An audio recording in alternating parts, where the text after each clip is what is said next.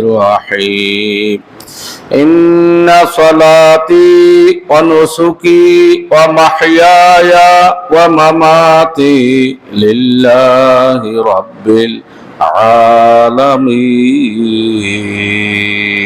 صدق الله العظيم আলহামদুলিল্লাহ। আল্লাহ শুকর, জুমার নামাজ আদায় করার জন্য আল্লাহ পাকের ঘরে উপস্থিত হওয়ার তৌফিক দান করছেন। আল্লাহ শুকর আদায় করি, সকলে বলি আলহামদুলিল্লাহ। মাহে রমজান চলে গেল, যেতে যেতে আমাদের সামনে জিলহজ মাস এসে গেছে। হয়তো আগামী সপ্তাহ শুক্রবার জুমা পাবো, এরপরই আমাদের সামনে কোরবানি আসতেছে।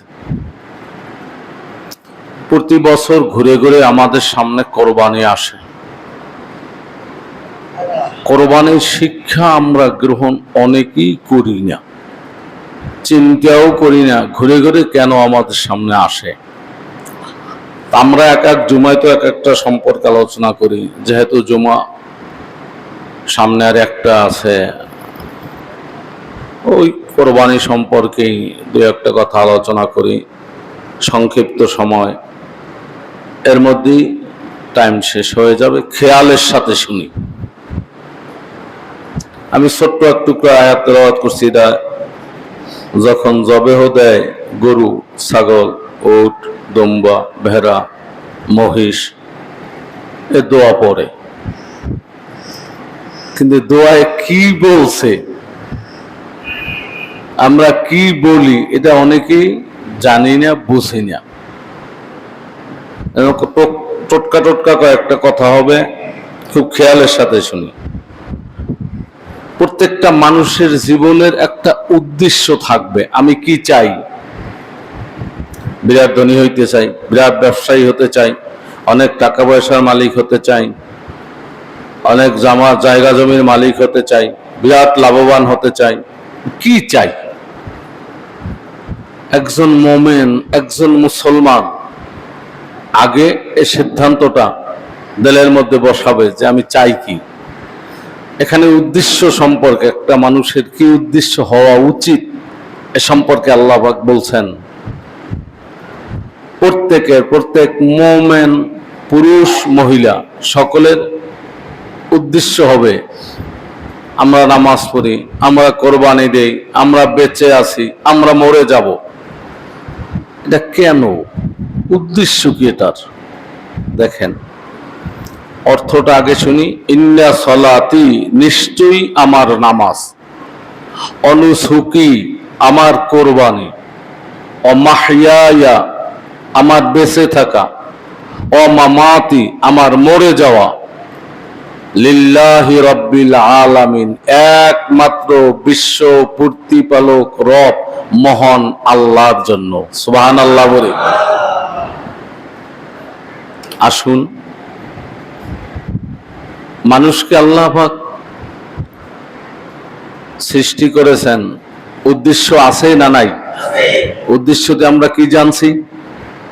ওমা খালাকতুল জিন্না ওয়াল ইনসা ইল্লা লিয়াবুদুন। মানুষ আর জিন সৃষ্টি করার কোনো উদ্দেশ্য নাই, একমাত্র কির জন্য? সবাই কান, ইবাদতের জন্য। আল্লাহ বলেন যে মানুষ, তোমার যে আমি সৃষ্টি করছি, তোমার বাপেও বানায় নাই, মায়েও বানায় নাই, দুনিয়ার কেউ বানাইতে তোমারে পারে নাই। আল্লাহরে আমরা দেখি না, কিন্তু আল্লাহ পাকের কথা, আল্লাহ পাকের কালাম আমাদের মাঝে আছে না নাই? আল্লাহ একজন আছে, এর হাজারো নিদর্শন আমাদের মাঝে আছে না নাই? আছে। চ্যালেঞ্জ করা কোরআন, কোরআন চ্যালেঞ্জ করে রাখছেন সেই 1400 বছর আগ হতে আজ পর্যন্ত, যে যদি কোরআন আমার কোরআন না, আমি আল্লাহ পাক নাজিল করি নাই, এইরকম যদি কোনো সন্দেহ তোমাদের হয়, চ্যালেঞ্জ করিয়ে রাখছেন। আজও এই চ্যালেঞ্জ আছে না নাই? কিয়ামত পর্যন্ত চ্যালেঞ্জ থাকবে। তাহলে আয়াতের মতো আয়াত পারলে একটা বানাই দেখাও, সূরার মতো সূরা বললে বানাইয়ে দেখাও, এই কোরআনের মতো কোরআন পারলে বানাইয়ে দেখাও। আরবি জানুনিয়া মানুষ দুনিয়ায় বহু আছে না নাই? হ্যাঁ, বাঙালি যা তার চাইতে বেশি না কম? করতে পারেন? অনেক বেশি, অনেক। আমরা বাংলা ভাষায় কয়জনে কথা বলি? আরবি ভাষায় কথা বলিল না মানুষের সংখ্যা, আরবি ভাষাভাষী, আরবি দেশে জন্মগ্রহণ করছে, জন্মলগ্নই আরবি থেকে বলে। এই বাঙালির চাইতে বেশি না কম? অনেক বেশি। কিন্তু আজ পর্যন্ত ইসলামের বহু শত্রু এখনো দুনিয়ায় আছে না নাই? আছে। ইসলাম না থাকুক এজন্য কোটি কোটি টাকা বরাদ্দ খরচ মুসলমান নেস্তানাবুদ করার জন্য, ইসলামকে শেষ করার জন্য আছে। কিন্তু এসব তো কিছু দরকার নাই। কোরআনের মধ্যে চ্যালেঞ্জ আছে, এই একটা চ্যালেঞ্জ যদি কেউ পারে তাই তো ইসলাম শেষ হয়ে যায়। আয়াতের মতো আয়াত পারলে একটা আয়াত, এইভাবে আয়াত বানাইয়ে দেখাও। আজ পর্যন্ত শুনছেন কেউ পারছে? করাগার না গান পারবে? পারে নাই, পারবে না। সুবহানাল্লাহ বলি। বলে কোরআন আল্লাহ পাকের কোরআন আপনার আমার কাছে মূল্যায়ন নাই, অনেকে বুঝি না আর অনেকের কদর করি না। পড়ে আছে ঘরের তাকের মধ্যে, মুসলমানের ঘরে কোরআন শরীফ আছে, ওই রমজান একটু ধরলেও পারে না পারলেও পারে, পড়িয়ে রয়েছে। কত বড় মূল্যবান জিনিস যে আপনার কাছে, আপনি তো জানেন না। চ্যালেঞ্জ করা কোরআন, এই চ্যালেঞ্জ এখনো আছে। আমার আল্লাহ পাক রব্বুল আলামিন ঘোষণা দেন, আমাদেরকে সৃষ্টি করছে কে? আল্লাহ। সৃষ্টি করিয়ে বলে তোমাদেরকে সৃষ্টি করার উদ্দেশ্য কি? একমাত্র আমি আল্লাহর ইবাদত করা। ওমা খালাকতুল জিন্না ওয়াল ইনসা, মানুষ সৃষ্টির উদ্দেশ্য আল্লাহ বলে ইল্লা লিয়াবুদুন, একমাত্র ইবাদত করবে কার? আল্লাহর। একথা বলে নাই তুমি বিরাট ধনিক, এরা কত বড় ধনী হইতে পারো, কত বড় শিক্ষিত হইতে পারো, কত বড় পোস্ট গ্রহণ করিয়া ক্ষমতার অধিকারী হতে পারো, এই জন্য সৃষ্টি করছি, কথা বলে নাই। বলছে কি আমি আল্লাহ পাকের ইবাদত করার জন্য সৃষ্টি করেছি। সুবহানাল্লাহ বলি। ইবাদত কাকে বলে? নামাজ পড়ার নাম ইবাদত, রোজা রাখার নাম ইবাদত, কোরবানি করার নাম ইবাদত। এই কয়েকটা জিনিস, এইটা মাত্র ইবাদত, এতে পুণ্য হয় না। এক কথায় মালিকের হুকুম মানার নাম ইবাদত। এক কথায় কি কন সবাই? বাস, মালিক যা হুকুম করছে আপনি মানবেন, যেটা করতে বলছে করবেন, যেটা নিষেধ করছে বাঁচিয়ে থাকবেন, এটার নাম ইবাদত। এক কথায় মালিকের হুকুম মানার নাম কি? ইবাদত। তাই ইবাদতের উদ্দেশ্যে আমাদেরকে সৃষ্টি করছে। এখন আপনার আমার সিদ্ধান্ত কি নিতে হবে যে আমি ইবাদত অনেক, কিন্তু এখানে আমি যে আয়াত তেলাওয়াত করছি এখানে দেখা যায় দুইটা জিনিস বলছে, আমার নামাজ, আমার কোরবানি। ইবাদত কি দুইটা না আরো আছে? দুইটা বলছে কেন দেখেন, আসুন। ইবাদত দুই প্রকার, একটা জান দিয়া শরীর দিয়া ইবাদত করি, আর একটা মাল দিয়া। এই দুই ইবাদতের বাহিরে আর কিছু নাই। আপনার শরীর লাগবে, জান লাগবে, আর একটা লাগবে কি? মাল। আল্লাহ দুইটার থেকে দুইটা আনছেন। নামাজের মধ্যে শরীর লাগে, রুকু দি সেজদা দি কষ্ট আছে, মন নামাজের মধ্যে হাজির করা, মনের উপরেও প্রেসার দেওয়া আছে না নাই? নামাজ। কোরবানি যেতে টাকা পয়সা লাগে, এই কোরবানি শুধু ওই গরু কোরবানি না, কিন্তু ধরেন কোরবানি ওই গরু কোরবানি দিয়েই ধরেন, কিন্তু গরু যদি এটা কোরবানি দেন, ছাগল বকরি কোরবানি দিতে টাকা লাগে, লাগে। তাহলে দুই ইবাদত দিয়ে আল্লাহ সমস্ত গোটা ইবাদত বলছেন যে সব ইবাদত এটা করবে মানুষ একমাত্র কারে? রাজি খুশি করার জন্য। এরপর বেঁচে থাকা, আমি বেঁচে আছি, আমি কি বেঁচে আছি, এই বাঁচবো কার জন্য?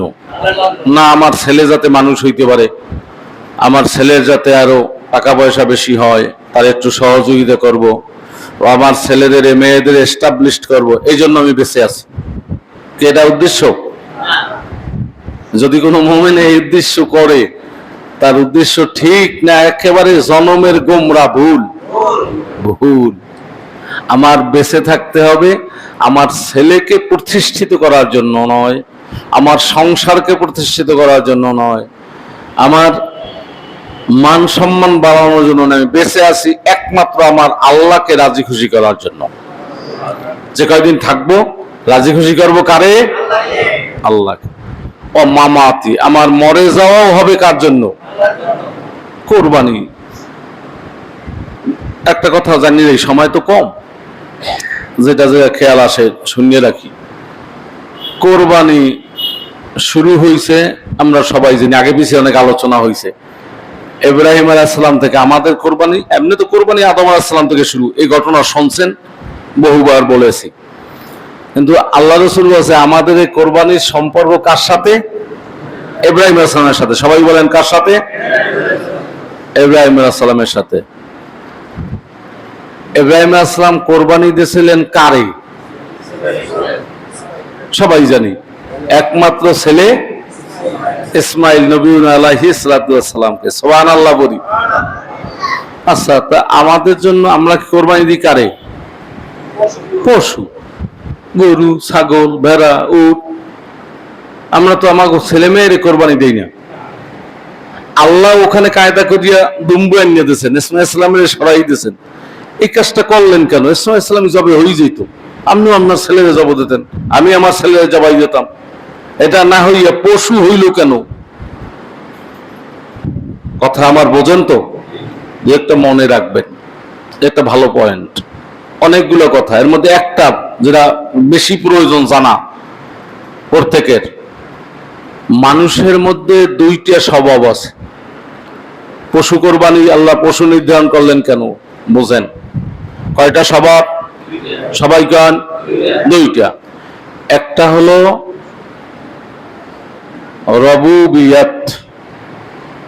রবুবিয়াতের স্বভাব, আর একটা হলো নফসানিয়াত, পশুত্বর স্বভাব। এক কথায় অনেককে অনেক রকম উলামা ইকরামের ব্যাখ্যা দেন যে একটা হলো মানুষের মধ্যে মানুষত্বের স্বভাব আর একটা পশুত্বের স্বভাব। এই দুইটা স্বভাব বিপরীতমুখী, দুইটা জিনিস প্রত্যেকের মধ্যে আমাদের আছে। আপনার মধ্যেও আছে, আমার মধ্যেও আছে। দুইটা স্বভাব দিয়ে আল্লাহ মানুষ তৈরি করছেন। তৈরি করিয়া হুকুম দিয়েছেন কি? তোমার মানুষত্বকে, রবুবিয়াতকে, এইটাকে তুমি প্রতিষ্ঠিত করবা তোমার জীবনে। পশুত্বর স্বভাবকে কি দেবা? এটা কোরবানি দেবা। ওই পশু কোরবানি দিয়ে আমরা শিখাই যে তুমি যে তোমার গরুটা জবাই দিয়েছো, বকরিটা জবাই দিয়েছো, উটটা জবাই দিয়েছো, তোমার মধ্যে যে নফসানিয়াত আছে ওটারেও জবাই দাও। এই প্রত্যেক বছর কোরবানিতে ঘুরে ঘুরে এইটা আপনারা আমার শিক্ষা দেয়। কিন্তু আমরা গরু জবাই দিই, কারণ আল্লাহ গোশত খায়। কথা কন না গান? চামড়া আল্লাহ লাগে, হাড্ডি লাগে, খাইকারা আমরা। আল্লাহর জন্য হয় কেমনে? আল্লাহ শুধু চায় যে তোর পশুত্বটারে জবাই দিয়ে দে। তোমার মধ্যে যে পশুত্ব আছে, পশুত্ব বোঝেন? পশুত্ব কি? পশু ও কি মা বাপ চেনে? কথা কান না, চেনে না। সংক্ষেপে বুঝবেন, পশু ওরে যত বুঝান যে তুই এই মসজিদের এই রোডটার মধ্যে ঢুকতে পড়ছো, বাইরেই যা, পায়খানা করবো, যদি আর পায়খানায় আমি অসনাথ তামাম পৃথিবীর ওলামায়ে কেরাম সেও যদি গরুটারে বুঝায় আর পায়খানায় আসলে ও এখানে পায়খানা করবে কি করবে না? মসজিদের মধ্যে ঠিক আছে গরু মনে করেন পায়খানা আইসা করবে, তাহলে ও পশু। ওর মধ্যে কি? পশু। আচ্ছা, ও যদি ব্যথা পায়, আক্রমণ করতে যদি চায়, কেডা মা, কেডা বাপ, কেডা ভাই, এটা গুতে হইবে মনে করেন এটা গরুতে। ওকে এই চিন্তা করবে না যে যারে পাইছে হেরেই দেবে। ও পশু, ওর মধ্যে বুঝ নাই। ওর মধ্যে কি? বুঝ নাই। আপনার মধ্যে পশুত্ব আছে কিনা, হিংসা আছে কিনা, এটা পশুত্বের খাসলাত। অহংকার আছে কিনা, এটা পশুত্বের খাসলাত।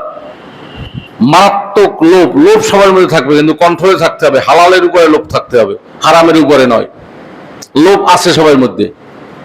আপনি এই সমস্ত জিনিসের জবাই দিবেন, আপনার মধ্যে ঠেললে উঠবে, টাকা দেখছেন ও হারাম না হালাল লইতে মনে চায়, কিন্তু হারাম হইলে লওয়া, তাহলে 75 জবাই দিতে পারছেন। আর যদি লই গেলেন, আপনি আর পশু এর মধ্যে পার্থক্য নাই। হারাম হালাল আপনি তমিজ করেন নাই, পাইছেন লইছেন, আপনি আর পশুর মধ্যে কি হিংসা একদম আপনার মধ্যে আসছে, কিন্তু তাহলে আপনার কি করতে হবে? না, হিংসা করা যাবে না। আল্লাহ রাসূল নিষেধ করছে, আমি করব না। যদি করেন তাহলে আপনার পশুত্তরে জবাই দিতে পারেন নাই, পশুত্ব আপনার মধ্যে পূর্ণরূপে আছে। তো এইরকম হিসাব করলে আমরা মুসল্লিনে কেরাম অন্তত যারা এখন শুনতেছেন, এই পশুত্তরে জবাই দিতে পারি নাই এর সংখ্যা কম না বেশি? কোরবানি তো আসে, কোরবানি তো আমরা দেই, গোশত তো খাই, কিন্তু আপনার মধ্যে যে পশুত্ব তো রয়েই গেছে, হিংসা রয়েই গেছে, কেবের রয়েই গেছে, লোভ রয়েই গেছে, রাগ রয়েই গেছে। রাগ এটাও দোষ না গুণ? করতে পারেন? রাগ থাকা লাগবে, রাগ না থাকলে আপনার ঈমান থাকবে না, কিন্তু রাগের মধ্যে কন্ট্রোল থাকা লাগবে। রাগের মধ্যে কি থাকা লাগবে? তাহলে এই রাগ প্রশংসনীয়। আর যেই রাগের কন্ট্রোল নাই, এই রাগ আপনারে জাহান্নামে নেবে। এই রাগ আপনারে কোথায় নেবে? জাহান্নামে নেবে। মুমিন ত্যাগে আনন্দ না ভোগে? তুই কন, সবাই কন। মুমিনের কিছু আনন্দ থাকবে, কিন্তু মুখে বলছি, কিন্তু আমরা কি ভোগে? আমার পেটটা বড়, হ্যাঁ, আমার সব আমি একা খাই, সব একা পাই, কিন্তু খাঁটি মোমেন যে সে কিসে আনন্দ পাবে? ত্যাগে। সুবহানাল্লাহ বলেন, সুবহানাল্লাহ বলেন।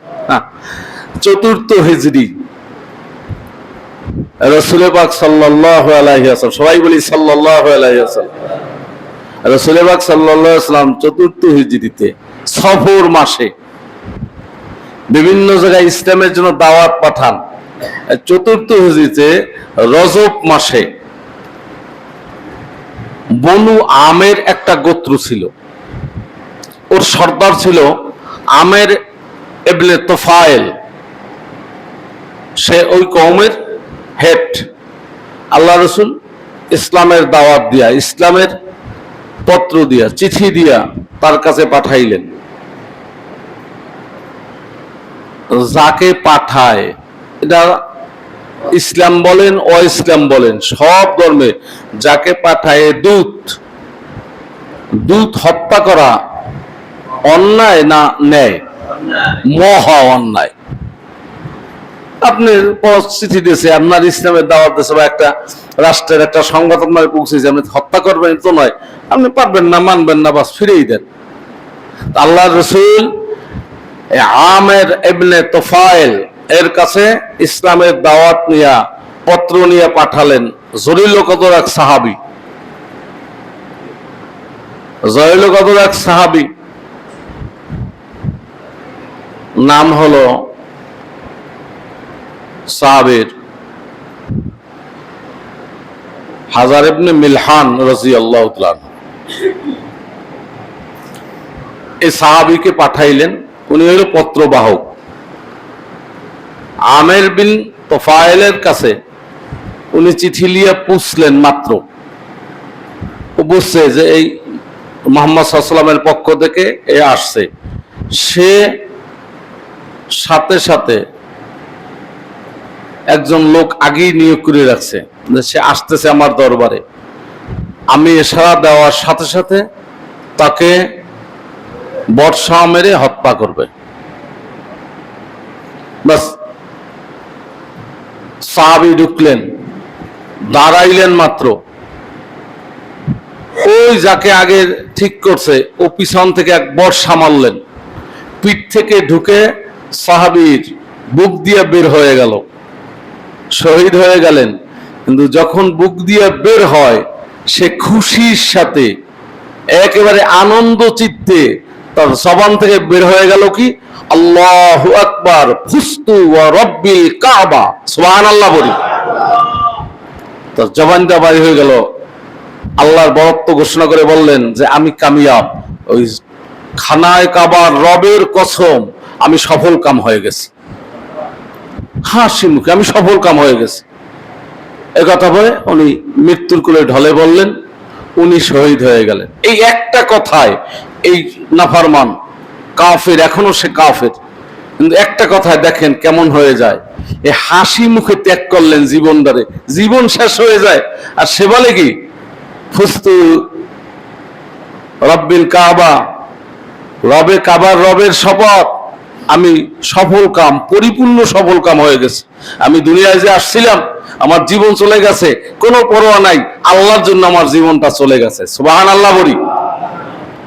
এই একটা কথার সাথে সাথে আমের বিন তোফাইল চিন্তা করলেন, এ কেমন ধর্ম, এর মধ্যে কি সুখ, কি আরাম, কি শান্তি, যে রে আমি দুনিয়ার থেকে বিদায় করে দিলাম, আর এ খুশি হয়ে বলছে যে রবের খানায় কাবার রবের কসম আমি পরিপূর্ণ সফল কাম। উনি বললেন যে কে কোথায় আছো, তোমরা কি করবে আমি জানি না, এই লোকটা জীবন দিয়ে সফল কাম হয়েছে, তাহলে এই ধর্মের মধ্যে জানি কত শান্তি, কত আরাম, আমি আর দেরি করব না, আমি কলেমা পড়িয়া মুসলমান হয়ে গেলাম। মোমেন জীবন উৎসর্গ করার মাঝে দেখেন ত্যাগের মধ্যে তার আনন্দ, তার জীবন গেছে, কোথায় ছেলে, কোথায় মেয়ে, কোথায় বাড়ি, কোথায় ঘর, কোথায় টাকা পয়সা, এ পরোয়া নাই, আল্লাহর জন্য জীবনটা দিতে পারছে, সে বলে আমি সফল হয়ে গেছি। আমরা জানি খুবাইব রাদিয়াল্লাহু তাআলা শুলের কাছে নেছে, এখন শুলে দেবে, শুলে চড়াইছে, তার শেষ কথাটা কি, লাস্তু বালি হিনা আক্তুল মুসলিমা, আমি পরোয়া করি না, আমি ভয় পাই না, আমি সফল কাম, যে মুসলমান অবস্থায় আল্লাহর দরবারে যাইতেছি, সুবহানাল্লাহ বলি। আমি মুসলমান অবস্থায় আমার জীবনটা দিতে পারতেছি, মুসলমান হয়ে আল্লাহর কাছে যাইতে পারতেছি, আমি কামিয়াব। মুমিন ত্যাগের মধ্যে তার আনন্দ।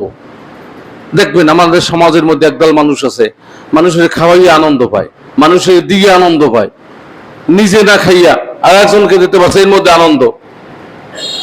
মুমিনের এটা খাসলাত, সে ত্যাগে সুখ পাবে, আরাম পাবে, আনন্দ পাবে। আর যদি ইমানের মধ্যে সমস্যা থাকে, আপনার ভোগে সুখ আমার বেশিও, আমি ভারী করি, আমি একা হামকে, আর কেউ কিছু না।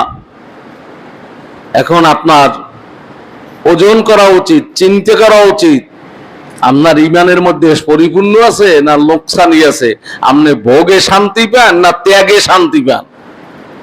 আল্লাহ রাস্তায় দান করি একদল মানুষের আরাম পায়, আল্লাহ রাস্তায় দিতে পারছে, আর এক দলের কি কষ্ট, কি মনে হয় অন্তর সিজিয়ে যায়। আপনার হিসাব আপনি করেন নাই, আপনি একজন কবরের যাত্রী, আখিরাতের যাত্রী, 2 দিন পরই আপনি এখানে থাকবেন না। আপনার বাপ দাদা মুরব্বিয়ানরা যারা ছিল কেউ নাই, আপনিও থাকবেন না। এখনো আপনার হুশ হয় নাই, আপনার ইমান পরিপূর্ণ না ইমানের মধ্যে ত্রুটি। আপনি কি ইমান নিয়ে রওনা হচ্ছেন না ইমান বিহীন, এ খবর আপনার এখনো হয় নাই। আসুন, আমাদের সময় শেষ হয়ে যায়, সময় অল্প থাকে, আমরা আমাদের সামনে কোরবানি আসতেছে, এই কোরবানি আমরা কার জন্য দেব? দুনিয়ায় যে কদিন থাকবো কারে রাজি খুশি করার জন্য? তাকবীরে তাশরিক একটা আমাদের সামনে প্রতি বছর ঘুরে আসে, 9 জিলহজ ফজর থেকে। অনেকে মাসালা জিজ্ঞাসা করছেন, আমি বলছি দেরি আছে এখনো। 9 জিলহজ ফজর থেকে আরম্ভ হবে, 13 জিলহজ আসর পর্যন্ত, মোট 23 ওয়াক্ত, আর ঈদের নামাজ ধরলে 24 ওয়াক্ত। এখানে আমরা তাকবীরে তাশরিক করি, একটা তাকবীর করি, সালাম ফিরানে পড়ি, কি পড়ি? আল্লাহু আকবার, আল্লাহু আকবার, লা ইলাহা ইল্লাল্লাহু, আল্লাহু আকবার, আল্লাহু আকবার, ওয়ালিল্লাহিল হামদ। এটা পড়ি। কেন পড়ি? কারা পড়ছে? হ্যাঁ, 3 জন সম্মানিত ব্যক্তি, 2 জন উলুল আজম পয়গম্বর হযরত জাতির পিতা ইব্রাহিম নবী আলাইহিস সালাম, এবং ইসমাইল আলাইহিস সালাম আর জিবরাইল, এই তিনজনের কথারে এক করি আমরা তাকবীর তাশরিক করি। যখন বেহেশতি দুম্বা নিয়ে জিবরাইল আল্লাহর হুকুমে জমিনে আসছে, ইসমাইলকে সরায় দাও, দুম্বা ছুরির সামনে ধরো, বাস জিবরাইল আমিন দুম্বা নিয়ে আসছেন আর দেখতেছেন আজীব এক অবস্থা, বাবাই ছেলেরে জবাই দেয়। সুবহানাল্লাহ বলি, এ কেমন দৃশ্য! এরা দেখেই জিবরাইল বলে ফেললেন আল্লাহু আকবার, আল্লাহু আকবার। জিবরাইলকে আর দুম্বাকে দেখে ইব্রাহিম আলাইহিস সালামের সাথে সাথে যোগ করলেন লা ইলাহা ইল্লাল্লাহু আল্লাহু আকবার। ইসমাইল আলাইহিস সালাম চোখ বন্ধা, শোয়া কাটকে দিয়া বুঝতে পারছেন দুই কথা শুনে সে অনুভব করে তার থেকে বলে উঠলেন কি আল্লাহু আকবার ওয়ালিল্লাহিল হামদ। কয়জনের কথা হইল? কয়জনের? এই যে একত্রে পড়ি, এইটা প্রত্যেক পুরুষের জন্য, জামাতে পড়ুক একা পড়ুক, মহিলাদের জন্য পুরুষরা জোরে একবার বলা ওয়াজিব। জোরে একবার বলা কি সালাম ফিরানোর পরে, আর মহিলারা পড়বে কি আস্তে পড়বে কি কয়েন সবাই আল্লাহু আকবার, আল্লাহু আকবার, লা ইলাহা ইল্লাল্লাহু আল্লাহু আকবার ওয়ালিল্লাহিল হামদ। ইনশাআল্লাহ যদি ইমাম ভুলে যায় মুক্তাদি বলবে, আর সামনে আরো কয়েকদিন পরে আরম্ভ হবে, 9 জিলহজ যেদিন শুরু হবে ফজরের পর হতে শুরু হবে। আলহামদুলিল্লাহ আমরা কোরবানির মাসলা মাসাইল, কোরবানি যাদের উপরে ফরজ, মাসলা মাসাইল জানাও কি ফরজ। আপনি জানেন না, যতটুকু শুনছেন এই কয়েক জুমা আলোচনা হয়েছে। যদি আপনার কোনো প্রশ্ন থাকে, বোঝার থাকে, আপনি বুঝে নেবেন, জেনে নেবেন। এবং সামনে আরো এক জুমা আছে, ইনশাল্লাহ আলোচনা চলবে। টাইম শেষ হয়ে গেছে। আমরা যে কয়দিন দুনিয়ায় বেঁচে থাকি কার জন্য বেঁচে থাকবো? যেদিন আমাদের মউত আসবে, মরাটাও কার জন্য হবে? আল্লাহ পাক। একজন মুমিনের একদিন বেশি হায়াত পাওয়া এটা রহমত, আর একজন গুনাহগার নাফরমান ওর একদিন বাঁচতে থাকা গজব। একজন মুমিন দুনিয়ায় একদিন বেশি বাঁচলে তার নেক বেশি হবে, আর একটা ফাসেক ফুজ্জার নাফরমান ও দুনিয়ায় একদিন বাঁচতে থাকলে আর গুনাহ বেশি হবে। ইচ্ছা করিয়া কেউ দুনিয়া থেকে বিদায় হতেও পারবে না, ইচ্ছা করিয়া মরাও যাবে না, ইচ্ছা করিয়া বাঁচাও যাবে না। কাজেই যখন মরতেও হবে আল্লাহর ইচ্ছায়, বাঁচতেও হবে আল্লাহর ইচ্ছায়, যে আমরা কেন নিয়াত করবো না যে আমার বেঁচে থাকাও হবে আল্লাহর জন্য, মরে যাওয়া হবে আল্লাহর জন্য। আমার নামাজ, আমার কন্যা সালাতি ওয়া নুসুকি ওয়া মাহইয়ায়া ওয়া মামাতি লিল্লাহি রাব্বিল আলামিন।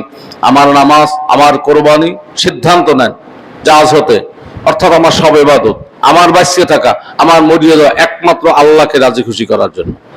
আল্লাহ পাক বোঝার আমল করার তৌফিক আমাদের সকলকে দান করুক। সকলে বলি আমিন।